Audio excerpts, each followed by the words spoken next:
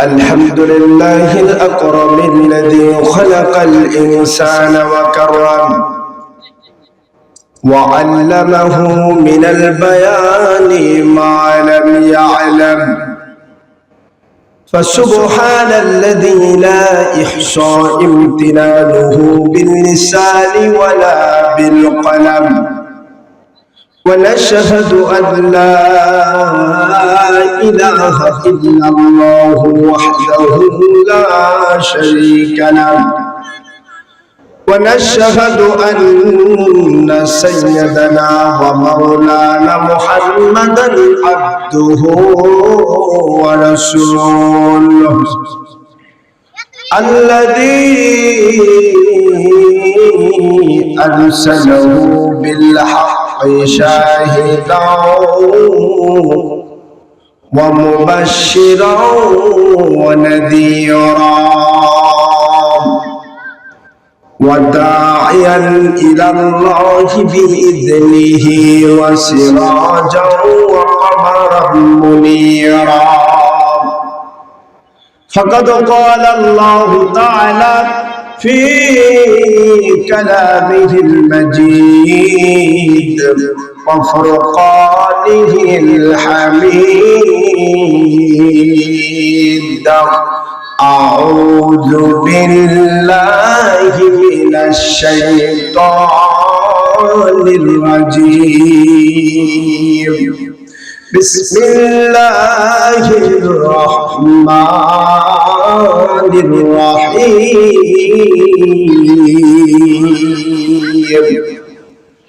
قل إن كنتم تحبون الله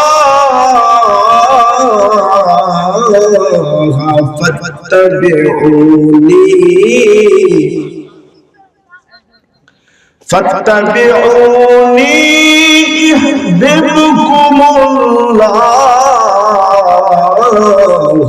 ويغفر لكم ذنوبكم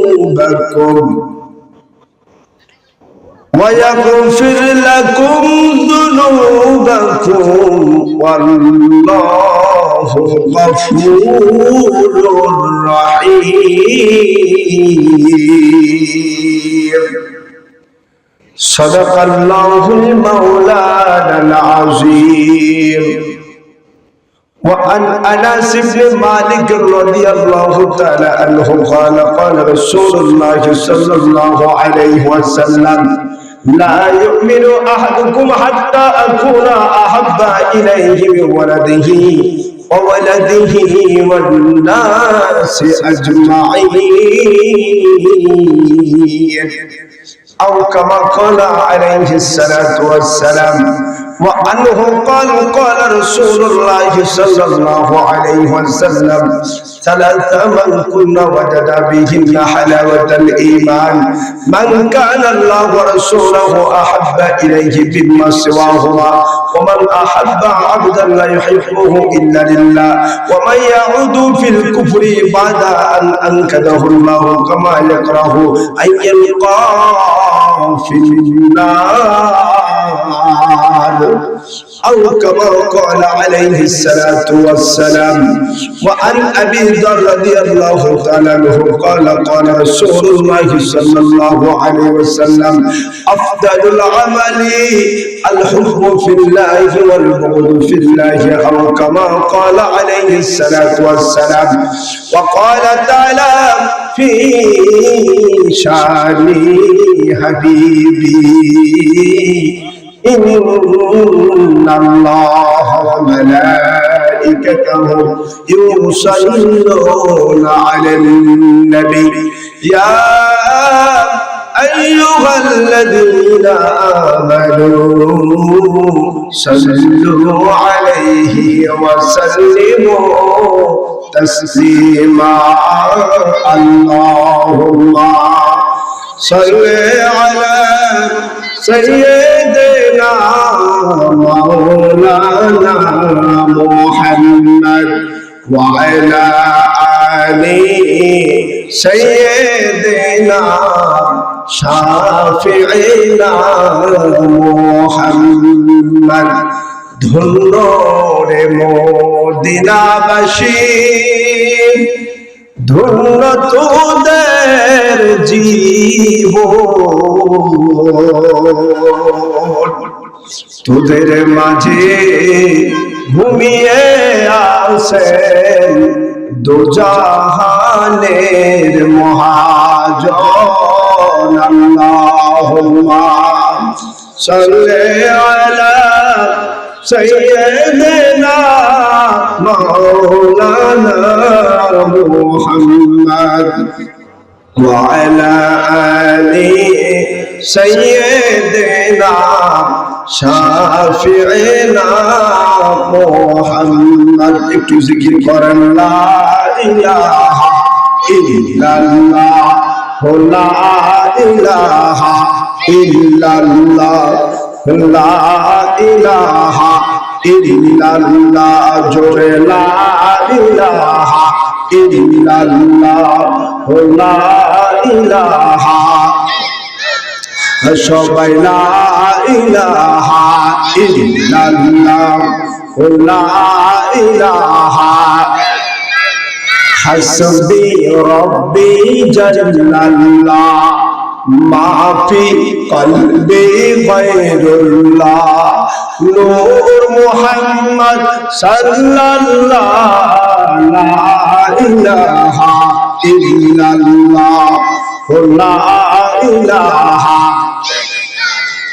সবাই লা ইলাহা ইল্লাল্লাহ, লা ইলাহা, যার দিলে আছে আল্লাহর ভয়, আল্লাহ আল্লাহ সব সময়, সবাই যার দিলে আছে আল্লাহর ভয়, আল্লাহ আল্লাহ সব সময়, আহার নিদ্রা ভালো লাগে না, দুনিয়াদারি ভালো লাগে না, ভালো লাগে শুধু ইল্লাল্লাহ, লা ইলাহা ইল্লাল্লাহ, লা ইলাহা, সবাই লা ইলাহা, লা ইলাহা ইল্লাল্লাহু মুহাম্মাদুর রাসূলুল্লাহ সাল্লাল্লাহু আলাইহি ওয়াসাল্লাম। আল্লাহ পাক রব্বুল আলামিন দয়া করে, মায়া করে, মোহাব্বত করে, ভালোবেসে এতগুলো মানুষের মধ্যে যাচাই বাছাই করে জান্নাতের বাগানে বসার তৌফিক আমাদের দান করেছেন। এই জন্য আমরা খুশি না বেজার? খুশির আবেগ উজাড় করে দে, প্রাণ খুলে পড়েন আলহামদুলিল্লাহ। দরুদ সালাম বর্ষিত হোক মানবতার মুক্তির দূত সাইয়্যিদুল মুরসালিন খাতামান নবিয়্যিন শাফিঈল মুসলিমিন নূরে মুজাসসাম আখিরি নবী হায়াতুন নবী, যার মধুর নাম মুহাম্মদুর রাসূলুল্লাহ। সবাই বলি সাল্লাল্লাহু আলাইহি ওয়াসাল্লাম। বাবাজি আমার, এই পৃথিবীতে অসংখ্য মানুষ আছে, আছে না নাই? কত জাতের মানুষ, কত ধর্মের মানুষ, কত রঙের মানুষ, রং বেরঙের মানুষ আছে। এতগুলো মানুষ, এই সমস্ত মানুষগুলো আমরা হচ্ছি সামাজিক জীব। এক মানুষ এক এক মানুষকে ছাড়া কখনো চলতে পারে না। এতগুলো মানুষ আমরা বসবাস করি এই পৃথিবীতে। যেই মানুষের সাথে যেই মানুষের মহব্বত হবে, ভালোবাসা হবে, কিয়ামতে সেই মানুষটি সেই মানুষটির সাথেই থাকবে। সুবহানাল্লাহ বলেন। এই জন্য আল্লাহর হাবিব আখিরি নবী রাহমাতুল লিল আলামিন বলেছেন যে কিয়ামতে দুনিয়াতে যাকে তুমি ভালোবাসবে, কিয়ামতে সেই তোমার সাথী হবে।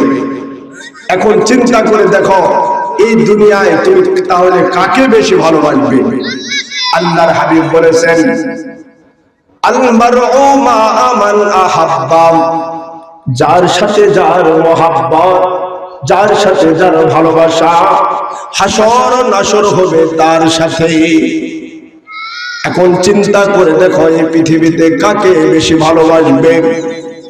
রহমতুল লিল আলামিন দয়ার নবী মায়ার নবী গ্রাম এলাকা দিয়ে যাচ্ছিলেন, সাহাবীদেরকে সঙ্গে করে নিয়ে গ্রাম এলাকা দিয়ে যাচ্ছেন। যাইতে যাইতে গ্রামে একজন মানুষ পিছন দিক থেকে ডাকতেছেন, ইয়া রাসূলুল্লাহ, ইয়া রাসূলুল্লাহ, ইয়া রাসূলুল্লাহ। আল্লাহর হাবিব বলেন, এই লোকটি কেন এত হইচই করে? এই লোকটি কেন এত চিল্লাচিল্লি করে? কি হয়েছে এই লোকের? আল্লাহর হাবিব থমকে দাঁড়ায় গেলেন, লোকটিকে ডাকতে বলতেছেন, আপনি কেন এত বারবার ইয়া রাসূলুল্লাহ, ইয়া রাসূলুল্লাহ বলে চিল্লাইতেছেন? লোকটি বলতেছে, আল্লাহর বন্ধু, আমি জানতে চাই গো নবীজি, কিয়ামত কখন হবে? আল্লাহর হাবিব রহমতুল লিল আলামিন বললেন, কিয়ামত কখন হবে এটা জানার বিষয় তোমার নয়, কিন্তু কিয়ামতের জন্য তুমি কতটা প্রস্তুতি গ্রহণ করেছো এটা জানার বিষয়। লোকটি বলতেছে, ও আল্লাহর বন্ধু, আমি কতটুকু প্রস্তুতি গ্রহণ করেছি জানি না, তবে আমি আল্লাহ এবং তার নবীজিকে আমার নিজের জীবনের চাইতেও বেশি ভালোবাসি। আল্লাহর হাবিব বললেন, আল-মারউ মা মান আহাব্বা, তুমি যাকে ভালোবাসবে কিয়ামতে তুমি তার সাথেই থাকবে।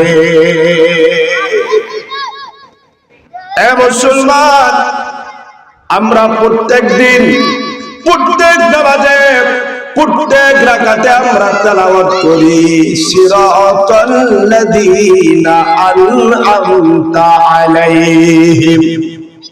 আমরা তেলাওয়াত করি, আল্লাহ সেই সমস্ত নিয়ামত প্রাপ্ত বান্দাদের পথে আমাদেরকে পরিচালিত করুন।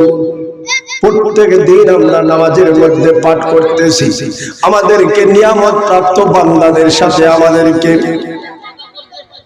নিয়ামত প্রাপ্ত বান্দাদের পথে পরিচালিত করুন। আর মসজিদ থেকে বের হয়ে নিয়ামত প্রাপ্ত বান্দাদের দুশমনি করি। ওলি আল্লাহর বিরোধী যারা, তাদের মাহফিলে লোকের অভাব নাই, আর ওলি আল্লাহর পথের লোক যারা, তাদের মাহফিলে লোক নাই।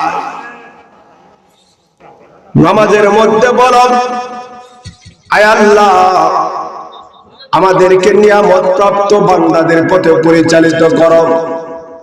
নিয়ামত প্রাপ্ত বান্দা কারা? আমার আল্লাহ পাক রব্বুল আলামিন বলেন, উলাইকাল্লাযীনা আন'আমাল্লাহু আলাইহিম মিনান নাবিয়্যিনা ওয়াস-সিদ্দীকিনা ওয়াশ-শুহাদা'i ওয়াস-সালিহিন ওয়া হাসুনা উলাইকা রাফীকা। আল্লাহ বলেন, নিয়ামত প্রাপ্ত বান্দা হলো তারা। এই পৃথিবীতে চার শ্রেণীর মানুষ আছে যাদের প্রতি আল্লাহ পাক নিয়ামত নাজিল করে। এক নাম্বার নবী আলাইহিস সালাম। এই পৃথিবীতে যত নবী রয়েছেন, এই সবগুলো নবী হলেন নিয়ামত প্রাপ্ত বান্দা।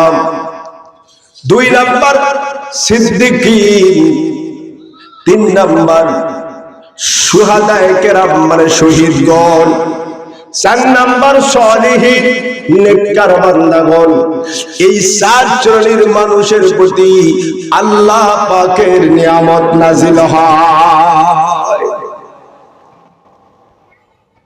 ওয়া হাসুনা উলাইকা রাফীকা, এদেরকে বন্ধুরূপে যদি গ্রহণ করে নাও, এরা তোমার উত্তম জীবন সঙ্গী হয়ে যাবে রে বাবা। এই পৃথিবীতে কত যুবক যুবতীর প্রেমে পড়ে যায়, কত স্বামী স্ত্রীর প্রেমে পড়ে যায়। দুনিয়ায় কত প্রেম, কত ভালোবাসা, কিন্তু আল্লাহর জন্য ভালোবাসা না।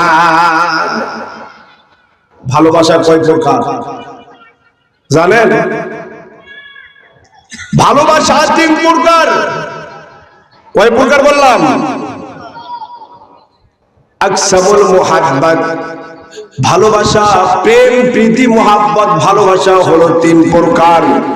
1 নাম্বার মুহাব্বাতুত তাবাঈ, স্বভাবগত ভালোবাসা।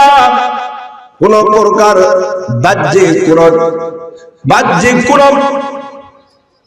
দৃষ্টান্ত ছাড়া, বাহিরের কোন গুণ ছাড়া, শুধুমাত্র অন্তরের থেকে যে ভালোবাসাটা জন্ম হয়, এই ভালোবাসাকে বলা হয় মুহাব্বাতুত তাবাঈ, স্বভাবগত ভালোবাসা। যেমন মার প্রতি সন্তানের ভালোবাসা, সন্তানের প্রতি মার ভালোবাসা, স্বামীর প্রতি স্ত্রী ভালোবাসা, স্ত্রীর প্রতি স্বামীর ভালোবাসা। এই ভালোবাসা টাকা দিয়ে কিনা লাগে না, এই ভালোবাসা স্বভাবগত অন্তর থেকে এমনিতেই জাগ্রত হয়ে যায়। 2 নাম্বার মুহাব্বাতুল আকলি, যুক্তিগত ভালোবাসা, বুদ্ধিগত ভালোবাসা। কোন কিছুর গুণ দেখিয়া তাকে ভালোবাসা হয়। একজন হিন্দু মানুষ, তার ভিতর কিছু গুণ দেখা যায়, ওই গুণের কারণে তাকে ভালোবাসা হয়। আমরা ঔষধ সেবন করি, ট্যাবলেট এত তিতা, তবু আমরা ট্যাবলেট খাই। কেন আমরা খাই? যুক্তি বলে একে খাইলে তোমার অসুখ ভালো হবে, এই যুক্তিগত কারণে তাকে ভালোবাসতে হয়। 3 নম্বর মুহাব্বতি ঈমানি, 3 নম্বর ঈমানি মুহাব্বত, ঈমানি ভালোবাসা। এই ভালোবাসা আল্লাহর সাথে ভালোবাসা, নবীজির সাথে ভালোবাসা, আলিম ওলামাদের সাথে ভালোবাসা, হক্কানি পীর মাশায়েখদের সাথে ভালোবাসা। এই উপরের 2 প্রকারের ভালোবাসা শেষ হয়ে যাবে, কিন্তু ঈমানি ভালোবাসা এটা কখনো শেষ হবে না, এটা জান্নাত পর্যন্ত থেকে যাবে। তাহলে এই পৃথিবীতে আল্লাহ পাকের নিয়ামত প্রাপ্ত 4 জন বান্দা আছে।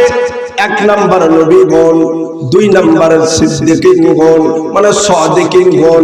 এই জন্য আমার আল্লাহ বলেছেন, ইয়া আইয়ুহাল্লাযীনা আমানুত্তাকুল্লাহা ওয়া কুনু মা'আস সাদিকীন।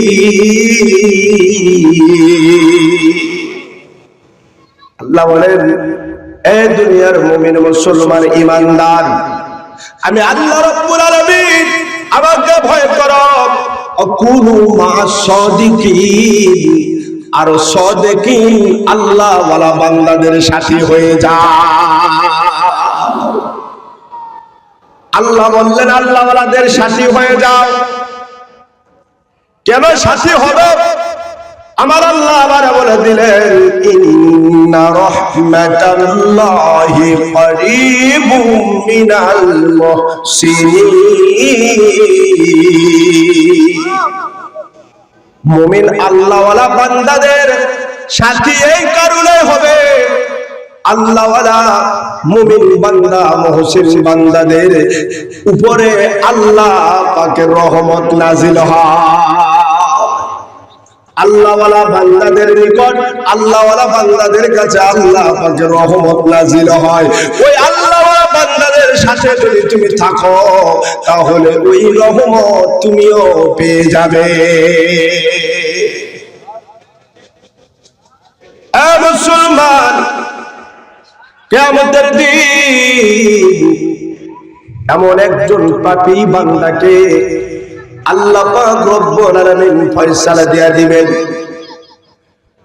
বিচার কার্য সম্পূর্ণ হয়ে যাবে। আল্লাহ বলবেন, আমার ফেরেশতারা যাও, এই বান্দাকে জাহান্নামে নিয়ে যাও। ফেরেশতারা বান্দাকে নিয়ে জাহান্নামের দিকে চলে যাবে।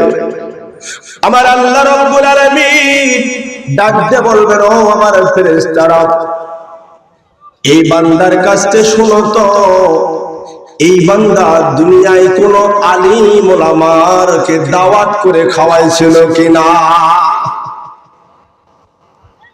দেখছেন কি কথা? কোন হক্কানি আল্লাহ ওয়ালাদের আলিম ওলামাদের দাওয়াত করে খাওয়াইছিল কিনা? ফেরেশতারা বলবেন, আল্লাহর বান্দা, দুনিয়াতে তুমি কি কোন আলিম ওলামাকে দাওয়াত করে খাওয়াইছিলে?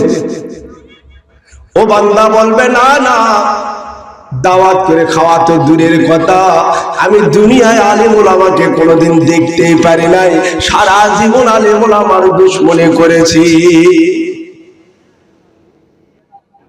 আজকে আমরা আলিম ওলামাদেরকে হাদিয়া করতে চাই না। আল্লাহর হাবিব বলেছেন, লা ইয়াকুলু তুআমান ইল্লা তাকিয়া। এ বান্দা, তিরমিজি শরীফের মধ্যে আল্লাহর হাবিব বলেছেন, তুমি তোমার খাবারটা মুমিন বান্দাদেরকে খাওয়াইবে। একজন নামাজি আল্লাহওয়ালা ব্যক্তিকে যদি তুমি খাওয়াও, একসাথ যদি খাওয়াও, ওই বান্দা খাবার পাইয়া যে শক্তি পাইল, ওই শক্তি দিয়া বান্দা আল্লাহর ইবাদত করবে, আর ওই ইবাদতের সওয়াব তুমিও পেয়ে যাবে।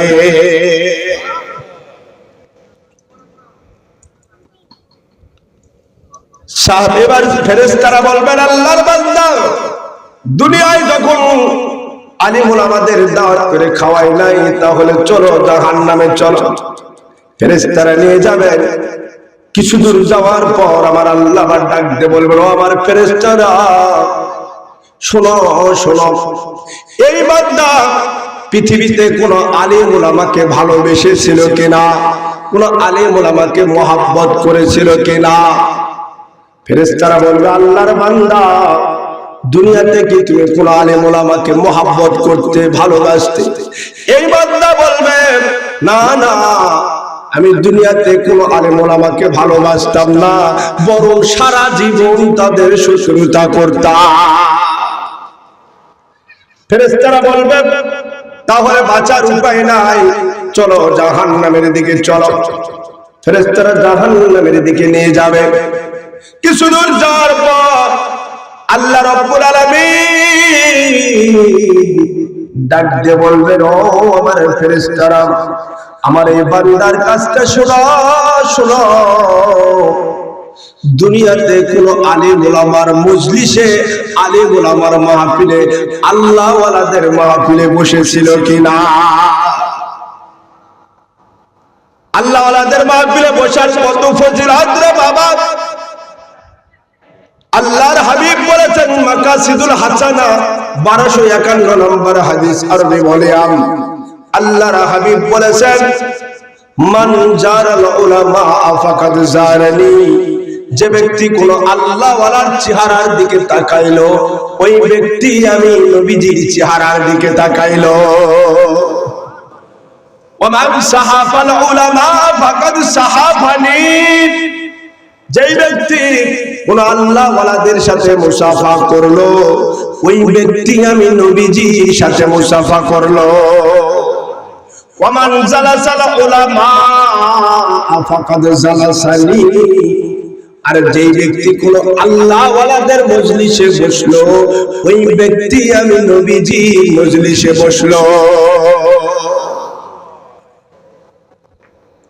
তাহলে আল্লাহ ওয়ালাদের মাহফিলে বসার লাভ কত? ফেরেশতারা বলবেন, আল্লাহর বান্দা, দুনিয়ায় তুমি কি কোন আলিম ওলামার মাহফিলে বসেছিলে, আল্লাহ ওয়ালাদের মাহফিলে বসেছিলে? ওই বান্দা জবাব দিবে, না না, আমি দুনিয়ায় কোন আলিম ওলামার মাহফিলে বসি নাই। যেমন আজকে আপনাদের গ্রামের লোকের দশা, আল্লাহ ওয়ালাদের মাহফিলে বসি নাই। ফেরেশতারা বলবে, বান্দারে, তোমার আর বাঁচার উপায় নাই, চলো চলো জাহান্নামের দিকে চলো। কিছু দূর যাওয়ার পর আল্লাহ রাব্বুল আলামিন ডাক দিয়ে বলবে, ও আমার ফেরেশতারা, আমার এই বান্দার কাছ থেকে শোনো, এই বান্দা কি দুনিয়ায় এমন কোন লোককে ভালোবাসতো যে লোকটি আল্লাহ ওয়ালা আলেম ওলামাদেরকে ভালোবাসতো? ফেরেশতারা বলবে, আল্লাহর বান্দা তুমি কি এমন কোন লোককে ভালোবাসতে যেই লোকটি আলেম ওলামাদেরকে ভালোবাসতো? তখন এই লোকটি বলবে, হ্যাঁ হ্যাঁ আল্লাহর ফেরেশতারা, হ্যাঁ আমার একজন বন্ধু ছিল, ওই বন্ধু আলেম ওলামাদেরকে খুব ভালোবাসতো, হুজুরদেরকে খুব ভালোবাসতো, আমার একজন বন্ধু ছিল। এবার আল্লাহ পাক ডাক দিয়ে বলবেন, ও আমার ফেরেশতা গো, আমার যেই বান্দার বন্ধু আলেম ওলামাকে ভালোবাসে, এই বান্দা কখনো জাহান্নামে যেতে পারে না। ওই বন্ধুর ওসিলায়, ওই আলেম ওলামার ওসিলায় আমি বান্দারে মাফ করে দিলাম।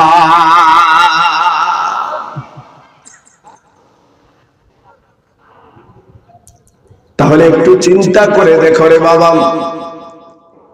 এই পৃথিবীতে আপনি কাকে ভালোবাসবেন? নবীদেরকে ভালোবাসবেন, নবী নাই, সালেহীন নেককার আল্লাহ ওয়ালা বান্দাদেরকে ভালোবাসবেন। আল্লাহ ওয়ালারা যখন জান্নাতে যাবে তখন আপনাকে সঙ্গে করে নিয়ে জান্নাতে যাবে। আমল যদি কম হয় তবুও আপনি জান্নাতে যাবেন। ধান বিক্রি করি না আমরা, ধান যখন মাড়াই করি কাটি, তখন কিছু পাতান ধান আছে উড়ে চলে যায়, তারপরে আবার কিছু কিছু কাকসিটা ধান আছে, এদের যতই বাতাস করো এরা কি যায়? আলাদা হয়? এরা আলাদা হয় না। দোকানে যখন বিক্রি করতে নিয়ে যান, দোকানদার কি বাসে বেছে আলাদা করে? আলাদা করে না। ধানের সাথে কাকচিটা লেগে থাকার কারণে একই দোকানে একই পাল্লায় ওজন করে একই দামে বিক্রি হয়ে যায়। কথা বলেন ঠিক কিনা? দুনিয়ায় ওই কাকচিটা ধানটা আসল ধানের সাথে লেগে থাকার কারণে তার দাম ধানের দামে হয়ে গেল। ঠিক সেই রকম রে বাবা, আমার আল্লাহ বলতেছেন, ওয়াসবিরু নাফসাকা মাআল্লাযীনা ইয়াদউনা রাব্বাহুম বিল গাদাতি ওয়াল আশি। আল্লাহ বলে, রে বান্দা, আমার আল্লাহ ওয়ালা বান্দা, যেই সমস্ত বান্দাগুলো, যেই সমস্ত ওলি বান্দা সকাল সন্ধ্যা আল্লাহ পাকের জিকির করে, এমন সব বান্দাদের সঙ্গে পোশাক যেরকম শরীরের সাথে লেগে থাকে, তুমিও সেই রকম তাদের সাথে লেগে থাকো। কিয়ামতের দিন ওই আল্লাহ ওয়ালা বান্দারা যখন জান্নাতে যাবে, হাসরের ময়দানে তোমাকে খুঁজে খুঁজে বের করে নিয়ে জান্নাতে যাবে। দাইলামি শরীফের মধ্যে এসেছে, একজন আল্লাহ ওয়ালা মুমিন বান্দাকে হাসরের ময়দানে আল্লাহ পাক জান্নাতে ঘোষণা দিয়ে দিবেন। আল্লাহ বলবেন, আমার ওলি বান্দা, ও আমার মুমিন বান্দা, এই হাসরের ময়দানে আমি তোমারে জান্নাতে ঘোষণা করলাম, যাও যাও তুমি জান্নাতীদের কাতারে অবস্থান করো, জান্নাতীদের কাতারে চলে যাও।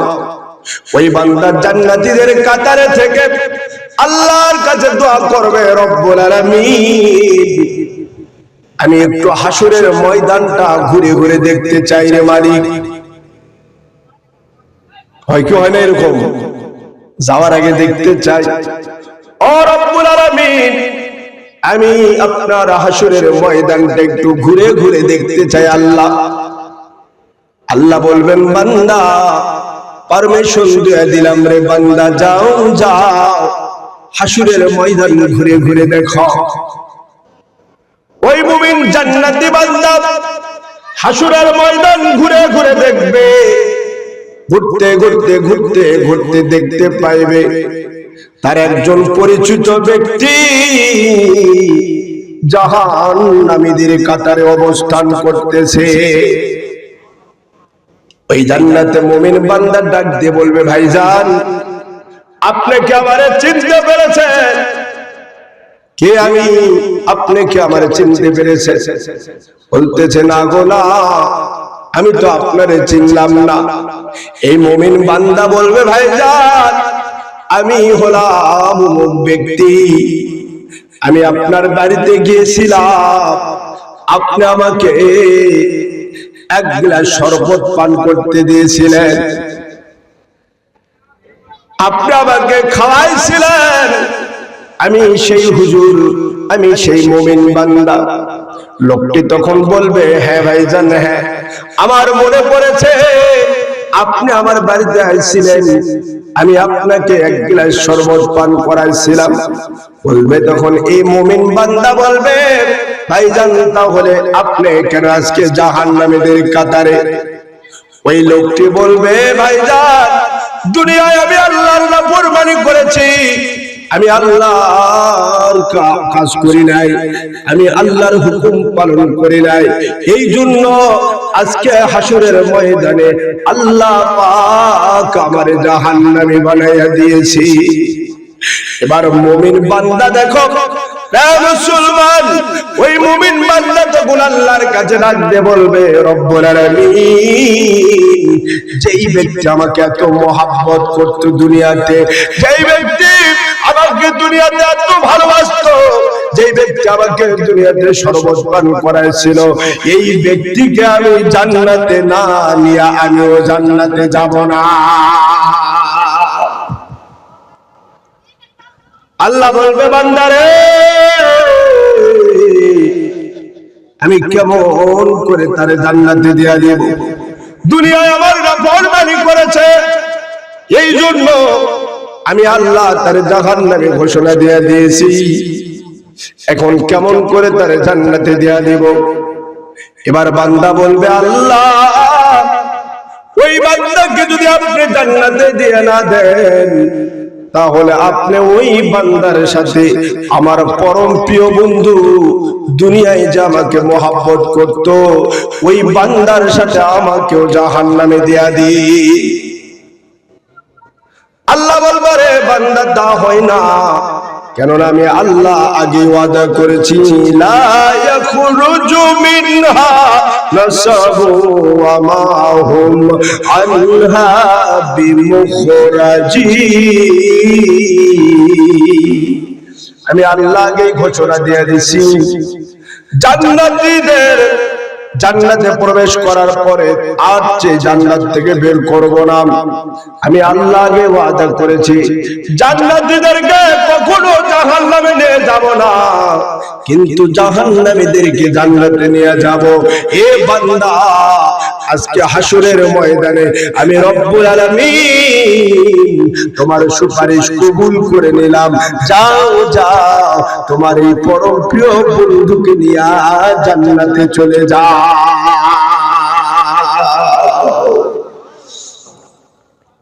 এই দুনিয়ায় যে জন যাকে ভালোবাসিবে, কিয়ামতে তার সাথে তারা হাসর হইবে।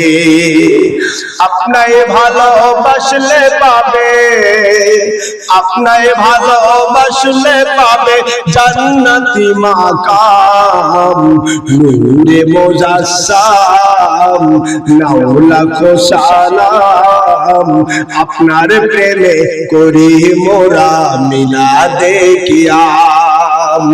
আপনি হলেন কাবার কাবা, আপনি হলেন কাবার কাবা, নবী আকরাম, নূরে মুজাসসাম, নাও লাখো সালাম, আপনার প্রেমে করি মোরা মিলাদে কিয়াম। কোন ব্যক্তি কামেল মুমিন হয় না ততক্ষণ সবচেয়ে ভালোবাসিবে না আপনাই যতক্ষণ। আপনার প্রেমে জীবনটা মোর, আপনার প্রেমে জীবনটা মোর কুরবান করলাম। নূরে মুজাসসাম নাও লাখো সালাম, আপনার প্রেমে করি মোরা মিলাদে কিয়াম। আল্লাহু আকবার। বাবাজিরা আমার, আল্লাহর একজন ওলি সুফিয়ান ইবনে মুহাম্মদ রাহমাতুল্লাহ আলাইহি আল্লাহর কাছে কেঁদে কেঁদে বলতেছে, ও গো মালিক, ও দয়াময়, জান্নাতে আমার কে সাথী হবে গো আল্লাহ? আমার জান্নাতের সঙ্গী কে হবে আমি একটু দেখতে চাই। আল্লাহ পাক রব্বুল আলামিন স্বপ্নের মাধ্যমে আল্লাহর ওলি সুফিয়ান ইবনে মুহাম্মদ রাহমাতুল্লাহ আলাইহিকে জানায়া দিলেন, ও আমার ওলি সুফিয়ান ইবনে মুহাম্মদ রাহমাতুল্লাহ আলাইহি, আপনার জান্নাতের সাথী কোন পুরুষ মানুষ নয় গো, কোন পুরুষ মানুষ নয়, জান্নাতে আপনার সাথী হবে একজন মহিলা। সুফিয়ান ইবনে মুহাম্মদ রাহমাতুল্লাহ আলাইহি বলেন, আল্লাহ সেই মহিলা কোথায় আছে গো মালিক? আমার আল্লাহ স্বপ্নের মাধ্যমে জানায় দিলেন, ওই যে বাগদাদ এলাকায় চলে যাও, ওই এলাকায় একজন মহিলা আছে যার নাম জাইনব বিনতে ফাতেমা। ওই মহিলা তোমার জান্নাতের সাথী হয়ে যাবে। আল্লাহর ওলি সুফিয়ান ইবনে মুহাম্মদ রাহমাতুল্লাহ আলাইহি মহিলা মাবুদ দেরের কাঁদে সোনারে মা। আর আজকে মহিলা মা বোনেরা ওয়াজ শুনে না, এখন মহিলারা ওয়াজ করে বেড়ায়। এ কথা বলেন ঠিক কিনা? গ্রামে গ্রামে পাড়ায় পাড়ায় মহিলারা ওয়াজ করে। এ মহিলা মাবুদ, আজকে একচুয়ালির মহিলা মাবুদ নামছে, তারা বাড়ি বাড়ি ভোট চা বেড়ায়। দল করো জামাতে ইসলাম, আর বাড়ি বাড়ি যায় ভোট চাও, এটা কোন ইসলাম? দলের নাম জামাতে ইসলাম, আর ভোট চাও তুমি মহিলা হয়ে বাড়ি বাড়ি। কোন ইসলামে আছে মহিলারা বাড়ি বাড়ি ভোট চাইবে? কোন ইসলামে আছে মহিলারা বাড়ি বাড়ি ওয়াজ করে বেড়াইবে? তোমাদের চাইতে লক্ষ কোটি গুণ দামি যে মহিলা ছিলেন, তার নাম আম্মা জান আয়েশা সিদ্দিকা রাদিয়াল্লাহু তাআলা আনহা। লক্ষ লক্ষ হাদিসের হাফেজ, গোটা কুরআন যার সিনার মধ্যে, অথচ একদিনও তো আম্মা জান আয়েশা সিদ্দিকা রাদিয়াল্লাহু তাআলা আনহা মসজিদে নামাজ পর্যন্ত আদায় করতে গেল না।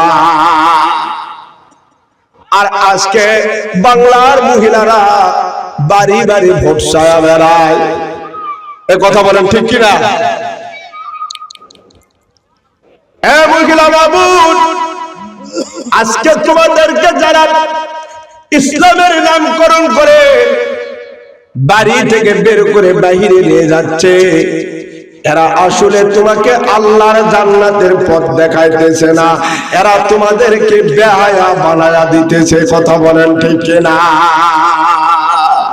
সাবধানে তাকিও নারী পর্দার আড়ালে,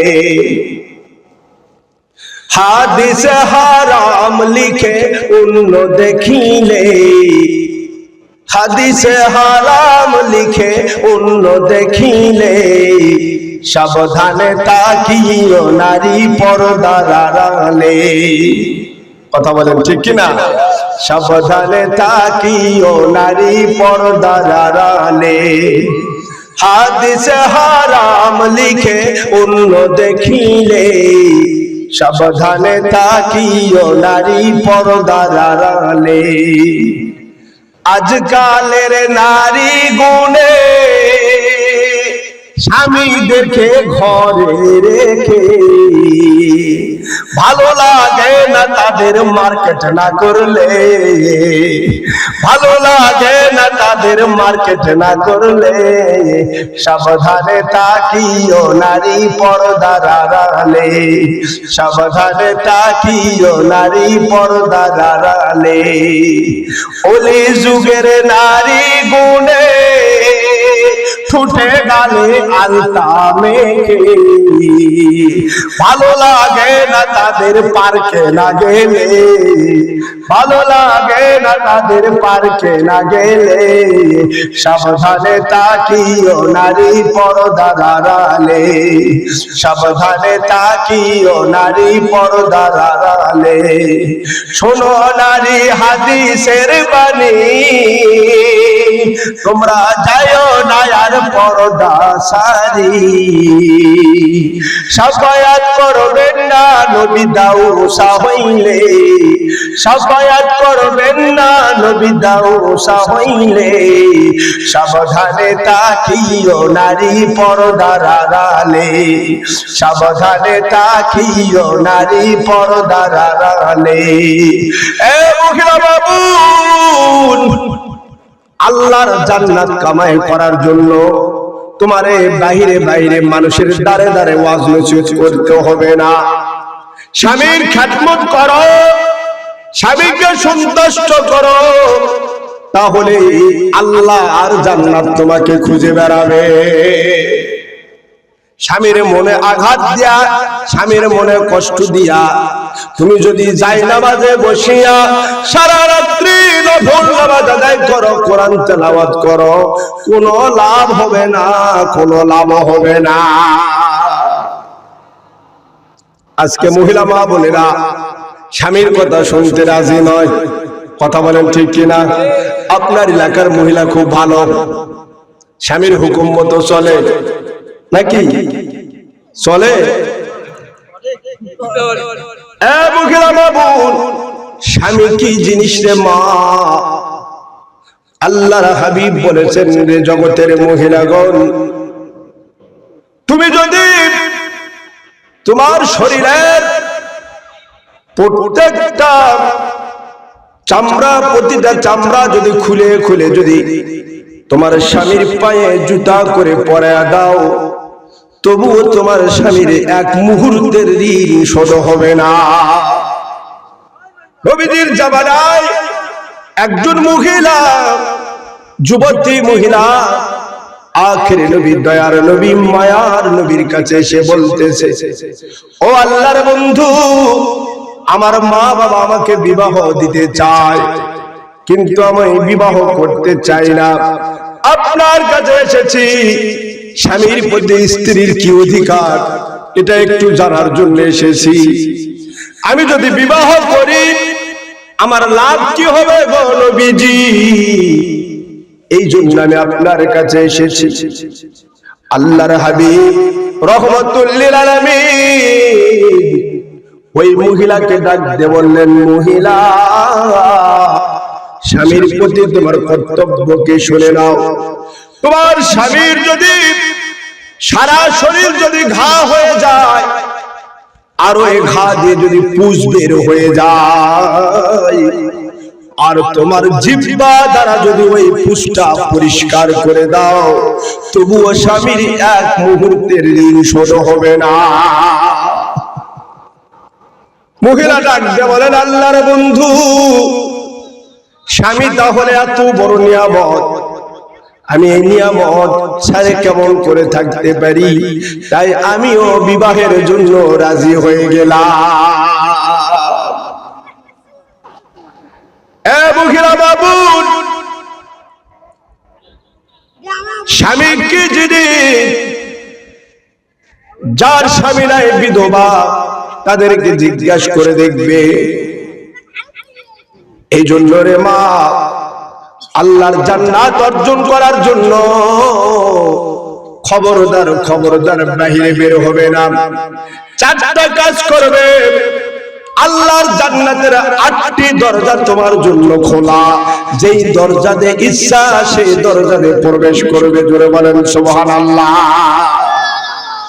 1 নাম্বার, 5 ওয়াক্ত নামাজ আদায় করবে।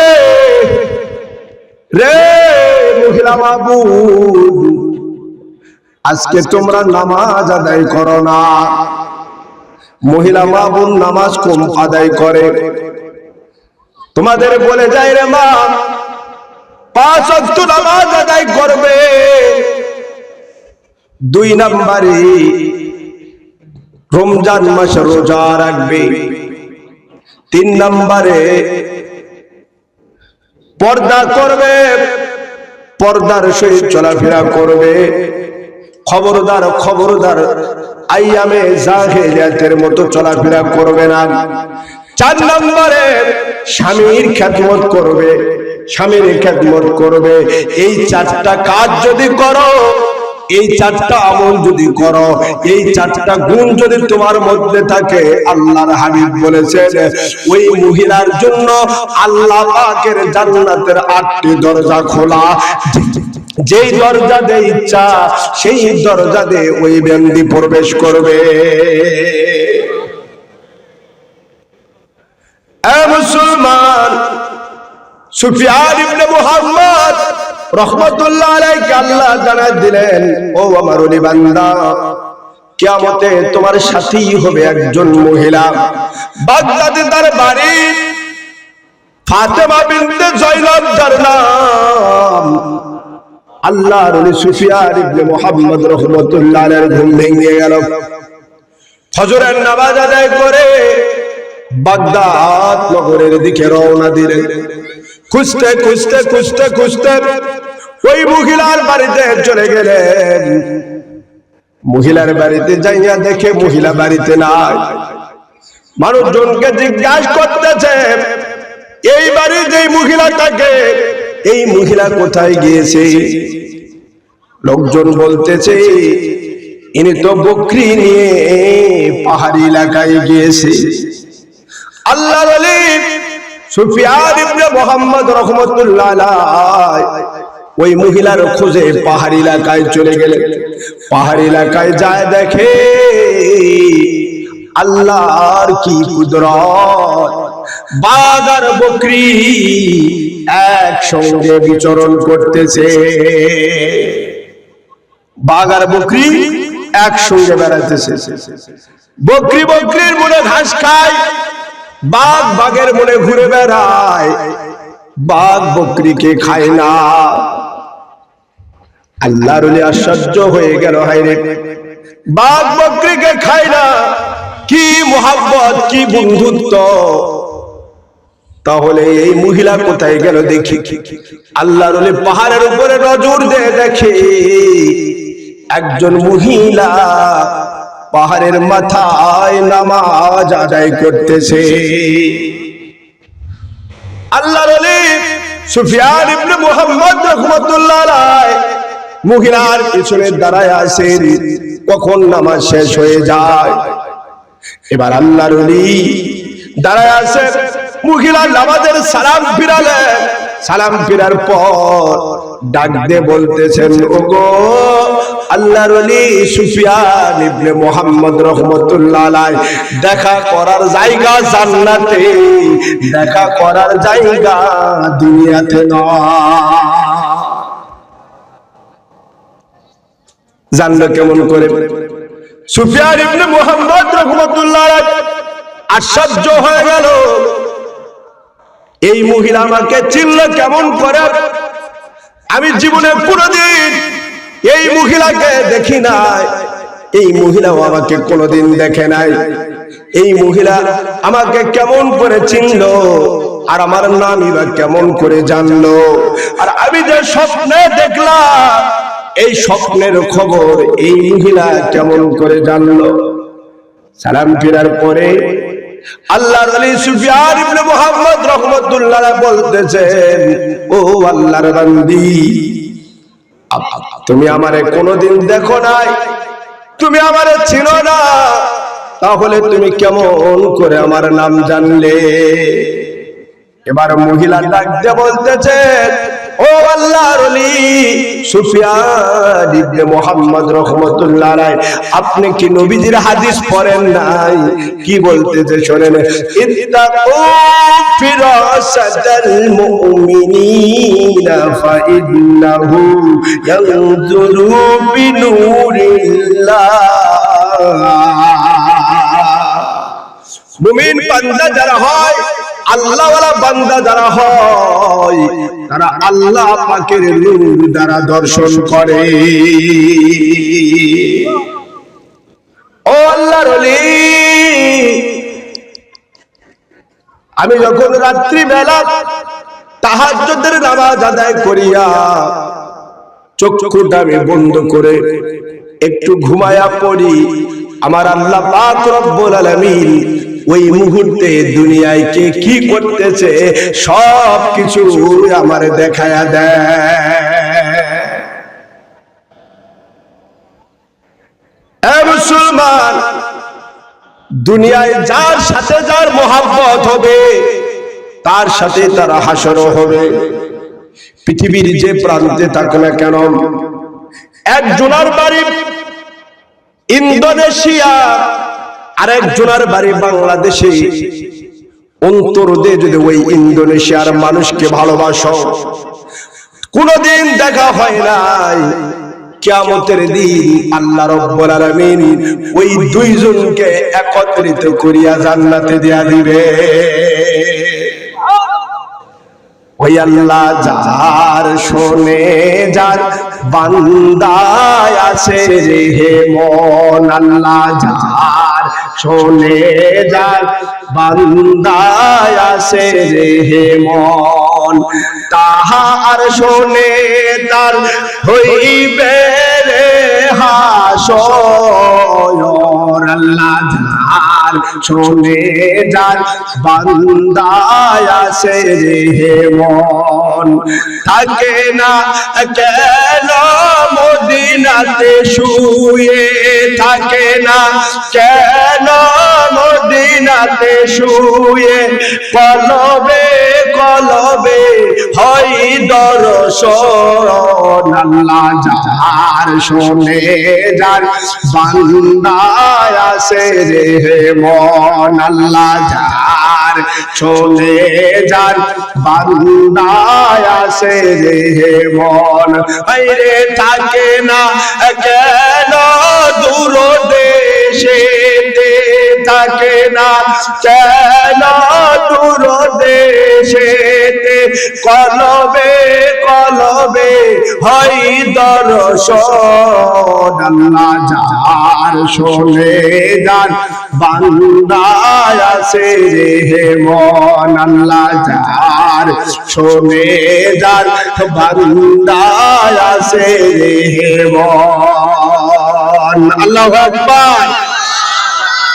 বাবাজিরা আমার, সঙ্গী যদি ভালো হয় দুনিয়াতেও শান্তি, পরকালেও মুক্তি। সঙ্গ দোষে লোহাও ভাসে, কথা বলেন ঠিক কিনা? সঙ্গ দোষে লোহাও ভাসে। কাঠের মধ্যে যদি আপনি লোহা মেরে দেন, ওই কাঠটা পানিতে ফালা দিবেন, ভাসবে না ডুববে? কাঠটা ভাসবে, ওই কাঠে লোহা থাকার কারণে লোহাটাও ভাসবে। অথচ লোহার স্বভাব হলো ডুবে যাওয়া, লোহার স্বভাব হলো ডুবে যাওয়া, কিন্তু কাঠের সাথে লেগে থাকার কারণে ভাসতেছে।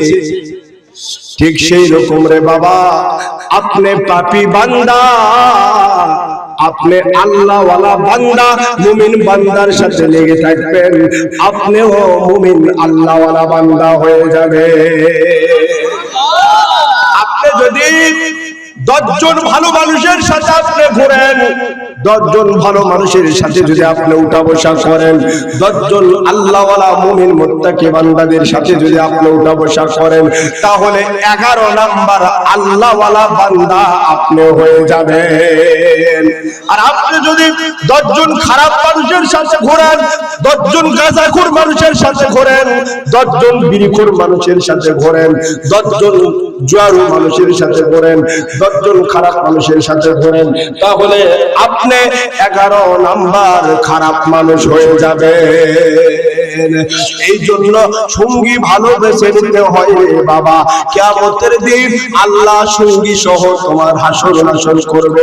তুমি যদি দুনিয়াতে ভালো মানুষের সঙ্গী লাভ করো, তুমি যদি দুনিয়াতে ভালো মানুষের সাথে উঠা বসা করো, তুমি যদি দুনিয়াতে ভালো মানুষের সঙ্গে ভালোবাসা দেখাও, তাহলে কিয়ামতের দিন ওই ভালো মানুষের সাথে তোমার হাসর নাসর হবে। আর দুনিয়ায় যদি তুমি খারাপ মানুষের সাথে উঠা বসা করো, খারাপ মানুষকে যদি ভালোবাসো, খারাপ মানুষের চালচলন যদি ধরে চলো, তাহলে কিয়ামতের দিন ওই খারাপ মানুষের সাথে তোমার হাসর নাসর হবে। এই জন্য দুনিয়ায় সঙ্গী বেছে নিতে হয় ভালো রে বাবা। সঙ্গী যদি ভালো হয়, তাহলে বিপদ আপদ থেকেও মুক্তি পাওয়া যায়। বাবা জিরাবাদ লুকমান হাকিম আলাইহিস সালাম আল্লাহর একজন জবরদস্ত ওলি, যার নামকরণে কোরআনে কারিমের মধ্যে একটা সূরা আছে। লুকমান হাকিম তার পুত্রকে সফরের জন্য পাঠিয়ে দিবেন। এক মানুষের কাছ থেকে কিছু টাকা পায়, সে টাকা নেওয়ার জন্য তার সন্তানকে পাঠিয়ে দিচ্ছেন। সন্তানকে বলতেছে, বাবা আমি এক লোকের কাছ থেকে টাকা পাবো, তুমি এই টাকাটা নিয়ে আসো। বাবা যাও, এই টাকা নেওয়া যাওয়ার আগে আমি তোমার কয়েকটা উপদেশ দিচ্ছি, শোনো। সফরের জন্য মাল সামানা যা দরকার সব কিছু গুছানা নিয়ে আমার কাছে চলে এসো, আমি তোমার কয়েকটা উপদেশ দিচ্ছি, মন দিয়ে শুনবে রে বাবা। হাকিম আলাইহিস সালামের পুত্র মাল সামানা সব বেঁধে নিয়ে বাবার কাছে যে বলতেছে, আব্বা জান আমি সফরের জন্য প্রস্তুত হয়েছি, এবার উপদেশ দেন।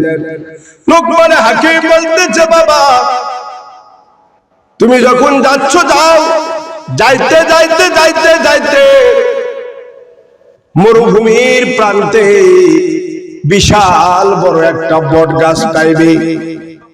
ওই বট গাছের নিচে তুমি কখনো আরাম করবে না। কি করবে না? মন দিয়ে শুনবে রে বাবা।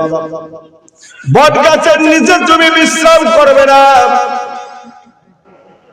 আর ওই বট গাছের নিচে যদি তুমি কোন বৃদ্ধ মানুষকে দেখতে পাও, তাহলে ওই বৃদ্ধ মানুষের কথা মতো তুমি চলাফেরা করবে, ওই বৃদ্ধ মানুষের কথা শুনবে, ওই বৃদ্ধ মানুষ যা বলে তুমি তাই শুনবে।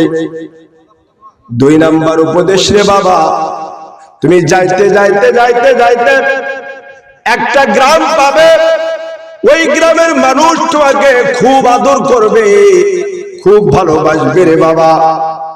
কিন্তু খবরদার, ওই গ্রামের যিনি রাজা আছেন, ওই গ্রামের যিনি সর্দার আছে, ওই সর্দারের মেয়েকে তোমার সঙ্গে বিবাহ দিতে চাইবে, তুমি খবরদার তার মেয়েকে বিবাহ করবে না।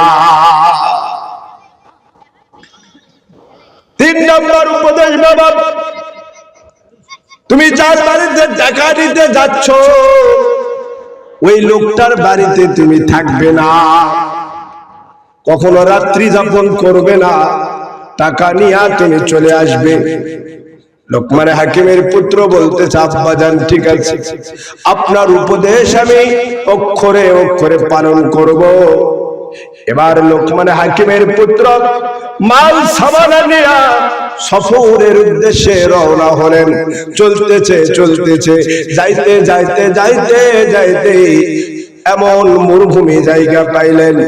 মরুভূমির মধ্যে হাঁটতে হাঁটতে শরীরটা হাঁপায়া গেল। পাশেই তিনি দেখতে পাইলেন বিশাল বড় একটা বট গাছ। বট গাছের নিচে আরাম করবেন, এমন সময় মনে হইল আব্বাজানের কথা। কি বলেছিল বাবা বলেন তো? বট গাছের নিচে বিশ্রাম করবে না। তিনি বট গাছের নিচে বিশ্রাম করবেন না, বট গাছের নিচ দিয়ে চলে যাচ্ছে। এমন সময় বট গাছের গোড়া থেকে অপর পাশ থেকে একজন বৃদ্ধ মানুষ ডাক দিয়ে বলতেছেন, লোকমানের পুত্র কানাইয়া, কোথায় যাচ্ছ তুমি? তোমার আব্বা কি বলে নাই এই বট গাছের নিচে একজন বৃদ্ধ মানুষ পাইবে, এই বৃদ্ধ মানুষের কথা শুনবে, যা বলবে তুমি তাই শুনবে? এটা কি তোমার আব্বা জান বলেন না? তখন বলতেছে, হ্যাঁ হ্যাঁ, আমার আব্বা জান বলেছে, আপনার কথা বলেছে। এবার বৃদ্ধ বলতেছে, লোকমান হাকিমের পুত্র, তুমি বড় ক্লান্ত, তুমি গাছের নিচে বিশ্রাম করো। বাপে কি বলল? বাবা বলল গাছের নিচে বিশ্রাম করবে না। আর বৃদ্ধ বলল, কি বলল বলেন তো? গাছের নিচে বিশ্রাম করো। একদিকে বাবার কথা আর একদিকে বৃদ্ধের কথা। এখন কার কথা মানবে? বলো তো রে বাবা, কার কথা মানবে? কেউ বলো বাপের কথা মানবে, কিন্তু বাবা যে বলল বৃদ্ধর কথা শুনবে। বাবা জিরাবাদ লোকমান হাকিমের পুত্র ডাক দিয়ে বলেন, ও বয়স্ক মানুষ, বৃদ্ধ,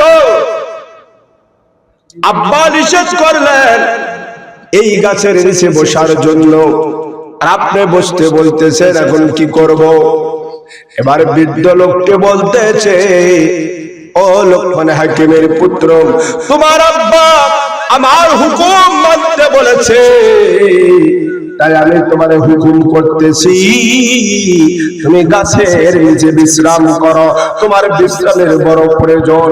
লোকমান হাকিমের পুত্র গাছের নিচে বিশ্রাম করলে, বিশ্রাম করতে করতে কিছুক্ষণ পর তার ঘুম ধরে গেল।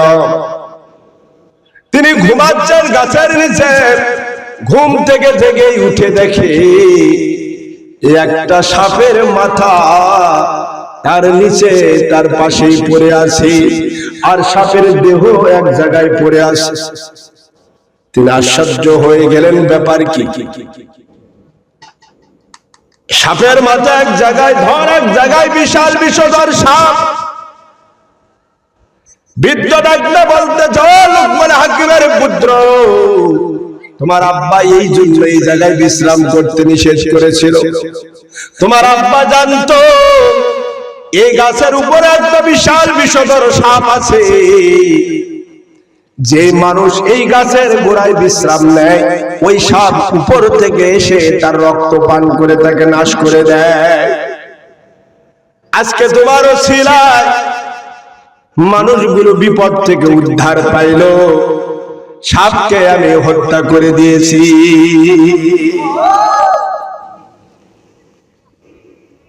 এবার লোকমান হাকিমের পুত্র যাইতেছে, বৃদ্ধ লোকটি বলতেছে, ও লোকমান হাকিমের পুত্র, তুমি তো যাচ্ছ, আমিও তোমার সঙ্গে যাইতে চাই। বলতেছে, ঠিক আছে, আপনি আমার তাহলে সাথী হয়ে যান। মুরব্বী ওই বৃদ্ধ মানুষ লোকমান হাকিমের সাথী হয়ে গেল। দুইজনে রাস্তা দিয়ে যাচ্ছেন।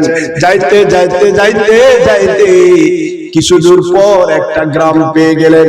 গ্রামের মানুষগুলো যখন খবর পাইলেন লোকমান হাকিমের পুত্র আসতেছে, তখন গ্রামের সমস্ত মানুষগুলো তাকে স্বাগত জানাইয়া সর্দারের বাড়িতে নিয়ে গেলেন। খুব আপ্যায়ন করলেন, আদর যত্ন করলেন। জাহাইরে লোকমান হাকিমের পুত্র এসেছে, আদর যত্ন করার পরে ওই গ্রামের সর্দার ডাকতে বলতেছে, ও লোকমান হাকিমের পুত্র, আমার একজন কন্যা আছে, এই কন্যাকে তোমার সঙ্গে আমি বিবাহ দিতে চাই, সাথে আমার উপঢৌকন হীরা মানিক মুক্তা জহরত যা আছে সব কিছু আমি তোমারে দিয়া দেব। বাবা কি বলেছিল?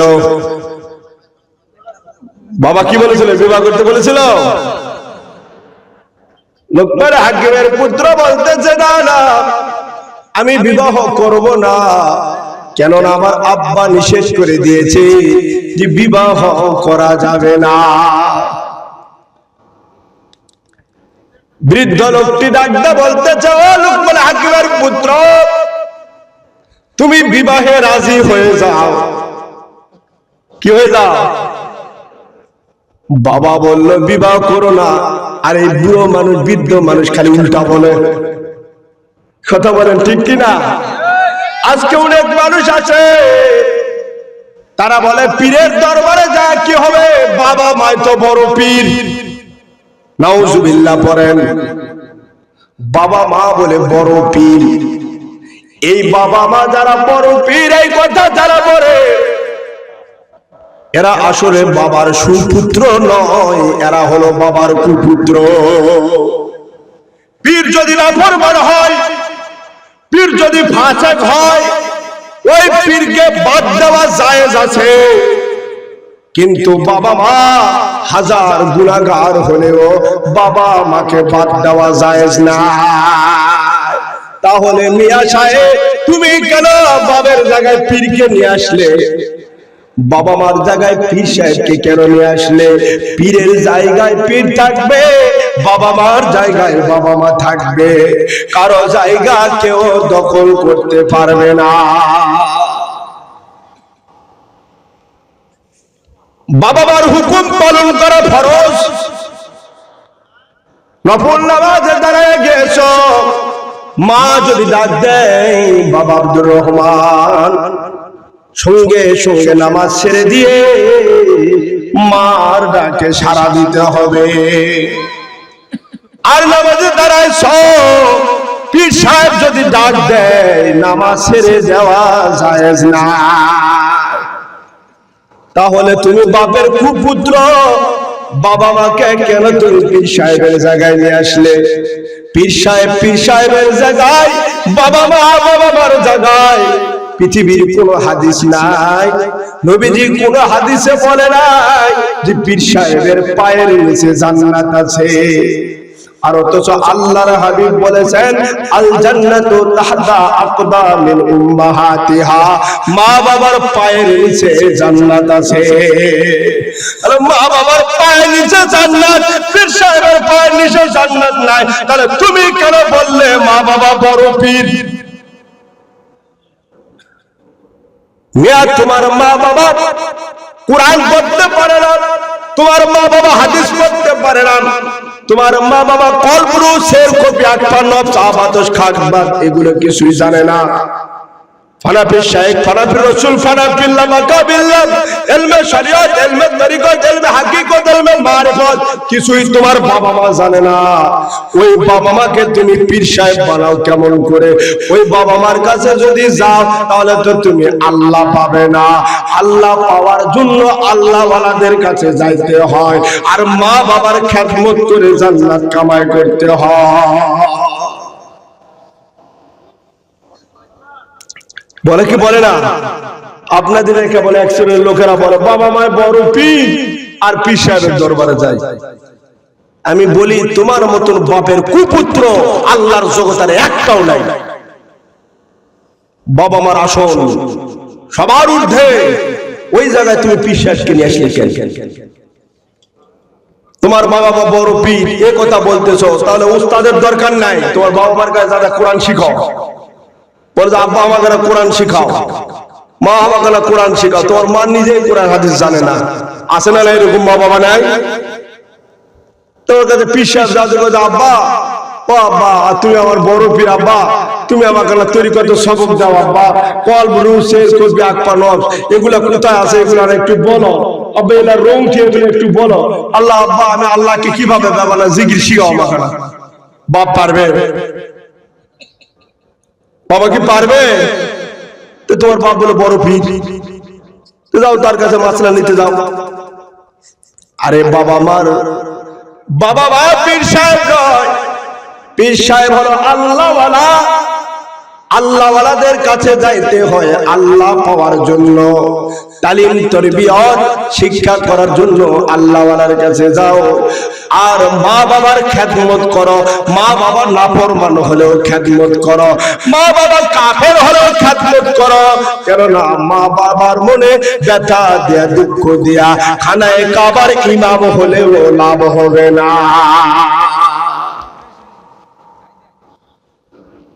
বাবাজিরা আমার,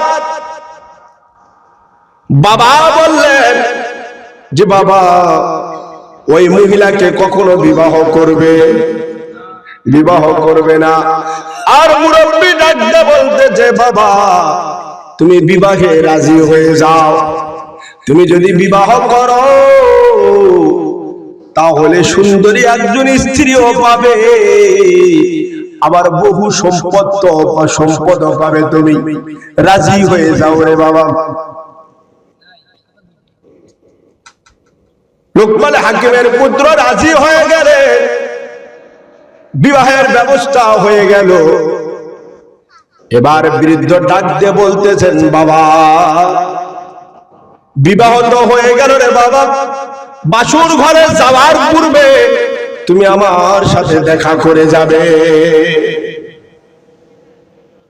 দেখো রে বাবা ওলি আল্লাহদের মক্কর কি বেশি, ওলি আল্লাহদের শান, ওলি আল্লাহদের মান কি দেখো। আল্লাহর ওলি বলতেছেন, বৃদ্ধ বলতেছেন বাবা বাসুর ঘরে যখন যাবে তখন আমার সাথে দেখা করে যাবে।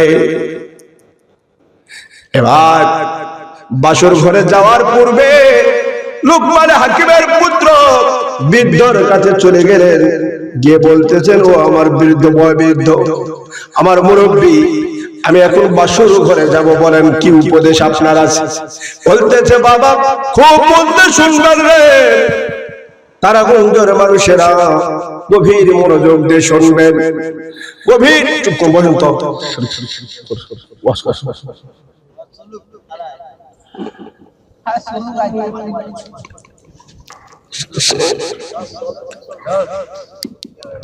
বাবাজিরা আমার, মুরব্বী ডাকতে বলতেছে বাবা এই নাও সাপের মাথা, ওই যে সাপের মাথা, ওই মাথাটি নিয়ে এসেছিল, এই সাপের মাথা নাও, বাসর ঘরে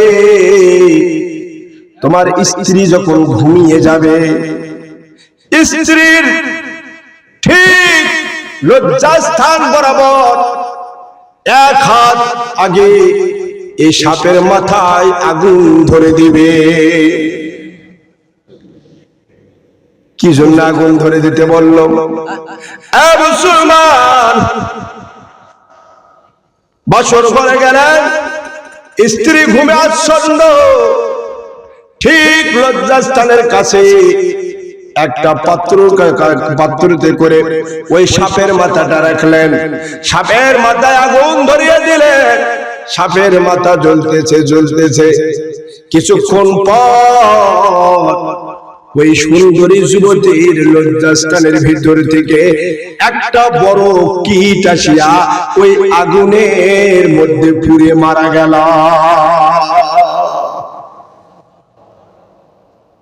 কি হয়ে গেল রে বাবা? সকালবেলা লোকমান হাকিমের পুত্র বৃদ্ধর কাছে চলে গেল, বৃদ্ধের কাছে যা বলতেছ আমার মুরব্বী, আমি দেখতে পাইলাম এমন একটা আশ্চর্য বিষয়, এমন একটি আমি আশ্চর্য বিষয় দেখতে পাইলাম। আমি যখন সাপের মাথায় আগুন ধরে দিলাম তখন আমার স্ত্রী লজ্জাস্থান থেকে বড় একটা কীট বের হয়ে আগুনের মধ্যে পুড়ে মারা গেল। বৃদ্ধ ডাক দিয়ে বলতেছেন, ও বাবা লোকমানের পুত্র, তোমার বাবা জানতো রে বাবা এই খবর, এই জন্য তোমার বাবা তাকে বিবাহ করতে নিষেধ করেছিল। এই মহিলার 10টি স্বামী মৃত্যুবরণ করেছে, তুমি হলে 11 নম্বর স্বামী। এই মহিলার ভিতরে বড় কীটটা ছিল।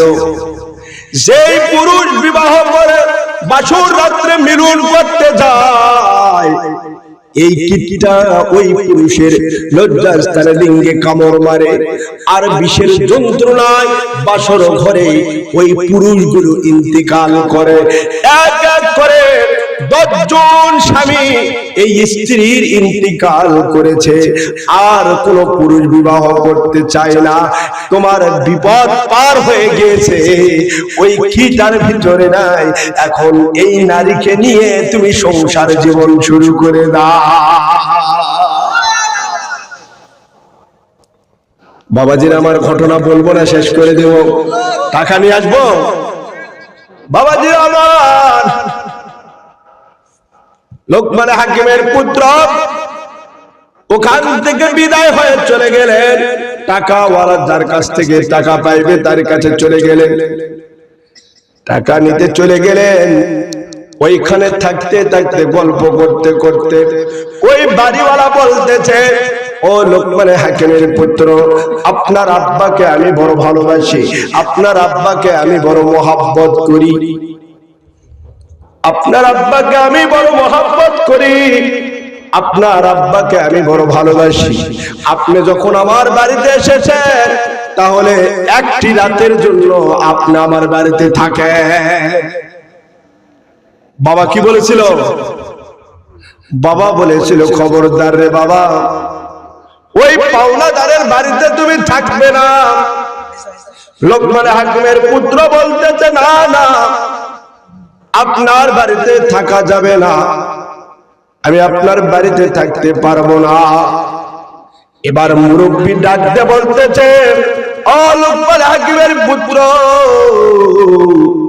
আমি বলতেছি রে বাবা, তুমি রাত্রি থাকার জন্য রাজি হয়ে যাও। বাবা যা বলে এই মুরব্বী সব তার বিপরীত করে। সঙ্গী যদি ভালো হয় সব বিপদ কেটে যায়। কথা বলেন রে বাবা, ঠিক কিনা? প্রথম বিপদ ছিল সাপ, কেটে গেল। দ্বিতীয় বিপদ ছিল কীট, কীট ওটাও কেটে গেল। সুন্দর স্ত্রী লাভ করলো, ধন দৌলত লাভ করলো।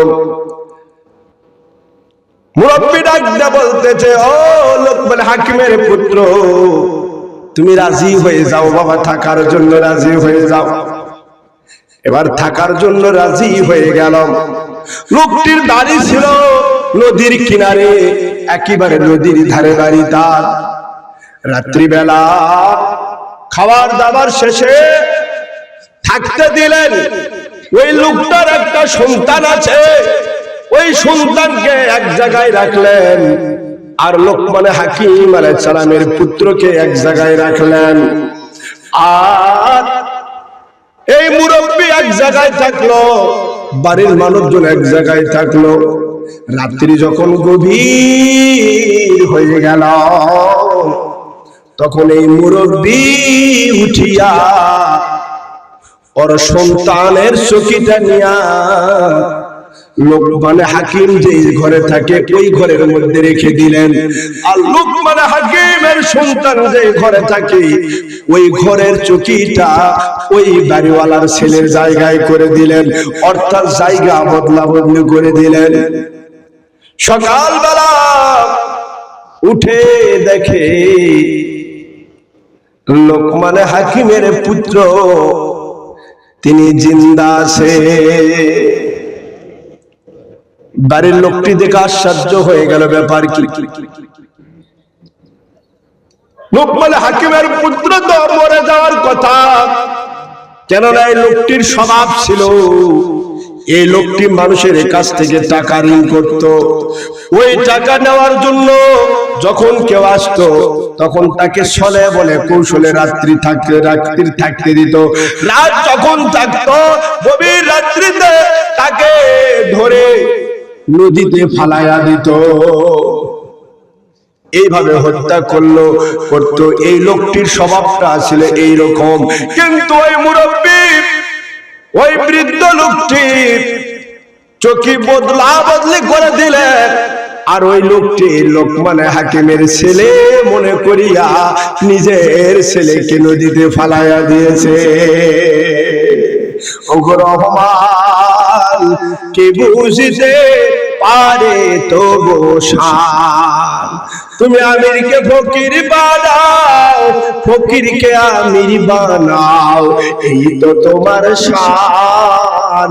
ওগো রহমান, কে বুঝতে পারে তবু শান।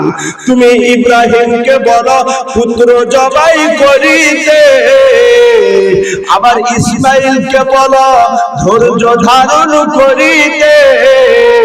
ছুরিকে নিষেধ করো কাটিতে ইসমাইলের জান। ওগো রহমান, কে বুঝতে পারে তবু শান। এইভাবে আল্লাহ পাক রব্বুল আলামিন ওই মুরব্বী লোকটাকে সঙ্গী করে নেওয়ার কারণে লোকমান হাকিমের পুত্রের উপর থেকে সমস্ত বিপদ আপদ মুসিবত দূর করে দিলেন। এই জন্য রে বাবা, দুনিয়ায় এমন লোককে বন্ধু রূপে গ্রহণ করবে, যে লোকটাকে বন্ধু রূপে গ্রহণ করলে দুনিয়াতেও আপনার উপকার হবে, আখিরাতেও উপকার হবে। আল্লাহুম্মা আস্তাগফিরুল্লাহ ওয়া আতুবু ইলাইহি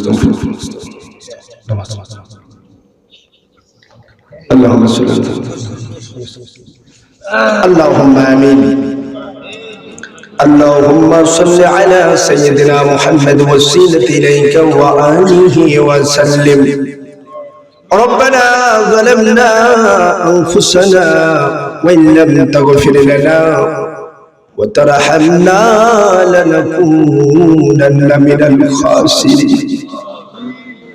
رب ارحمهما كما ربياني صغيرا.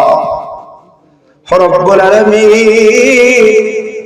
গভীর রাত্রিতে তাহাজ্জুদের মুহূর্তে মাওলা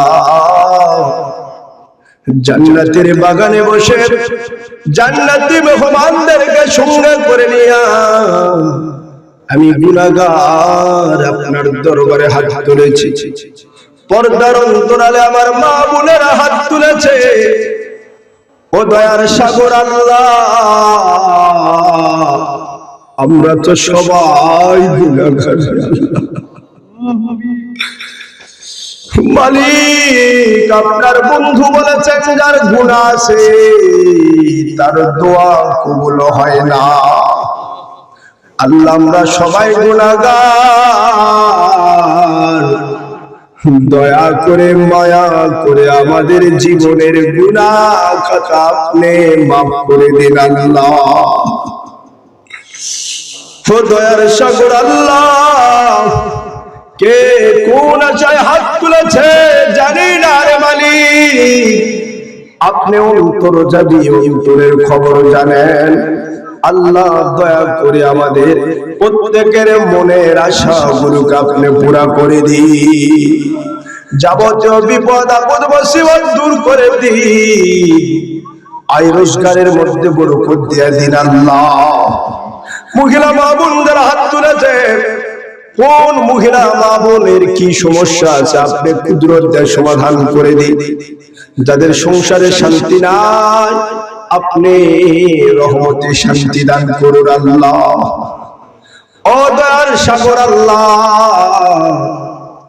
যত কিছু আলোচনা হয়েছে, যা আমল আখলাক হয়েছে, সব কিছু আল্লাহ কবুল আর মঞ্জুর করে নিয়া এর যা সব হয় সব কোটিখানি লক্ষ কোটি গুণে বাড়াইয়া দিয়া সোনার মদিনায় সবুজ গম্বুজের নিচে শায়িত উম্মত দরদি নবী হায়াতুন নবী মায়ার নবীর রওজা মোবারকে পৌঁছায়া দি তার মোবারক ওসিলায় তার আহলে বাইত আহলে হিন্দ আলাইহিস সালাম পাক পাঞ্জাতুল জান্নাতুল মাওলা জান্নাতুল বাকি সহ পৃথিবীর আনাচে কানাচে যত ওলি আউলিয়া গাউস কুতুব পীর মাশায়েখ আবদাল মুজাদ্দিদ জাকিরিন শাকিরিন মুহিব্বিন মুমিন মুসলমান নরনারী জিন ইনসান যারা যেখানে অন্ধকার কবরে ঘুমিয়ে আছে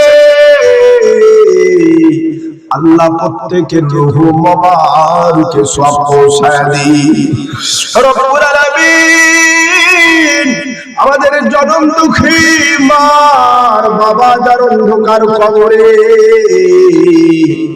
আল্লাহ দয়া করে মায়া করে মা বাবার কবর গুলোকে জান্নাতের বাগান বানিয়ে দিন আল্লাহ যাদের মা বাবা বেঁচে আছেন সুস্থ জীবন দান করো আল্লাহ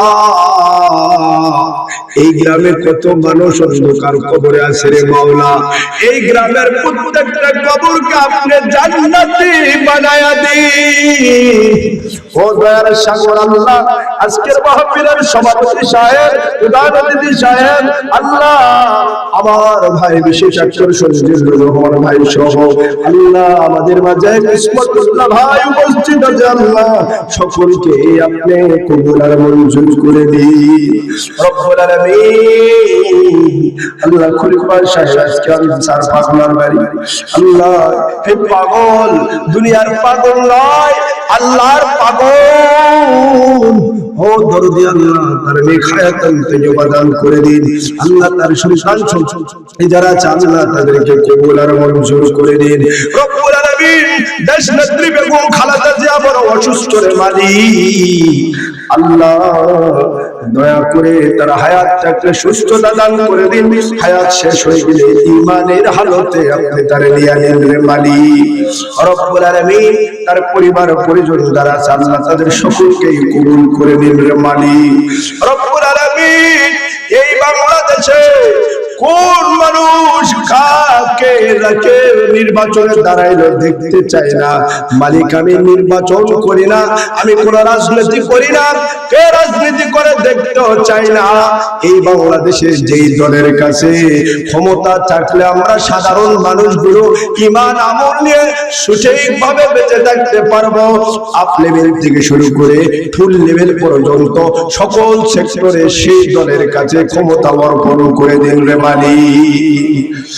ربنا تقبل منا إنك أنت السميع العليم وتب علينا إنك أنت التواب الرحيم رب العالمين জানি না কখন জানি মালাকুল মউত এসে হাজির হয়ে যায় ওই মালাকুল মউত আসার পূর্বে বারবার আপনার হাবিবের নুরানি চেহারা মোবারক দেখায় দিবেন আল্লাহ اللهم صل على سيدنا محمد سيف الله القاتل وآله وسلم سبحان ربك رب العزة عما يصفون وسلام على المرسلين والحمد لله رب العالمين وجعل آخر كلامنا التوحيد والرسالة عند الموت لا إله إلا الله محمد رسول الله